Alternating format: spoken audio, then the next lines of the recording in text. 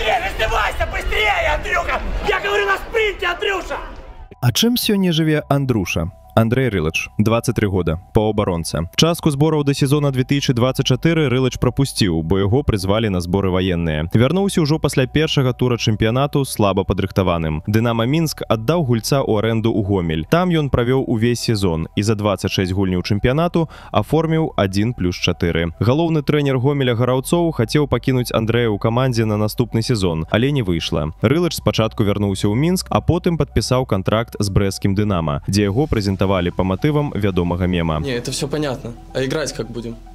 Ну как? На спринте, Андрюша, на спринте. Усяго за сезон набраў 0+2 за 25 матчаў, толькі 13 разоў выйшаўшы ў аснове. Сёння гэта адзін з нешматлікіх футбалістаў у калектыве, хто мае кантракт і на наступны сезон. Дарэчы, дзяўчына футбаліста зараз жыве ў ЗША і працуе трэнеркай па настольным тэнісу.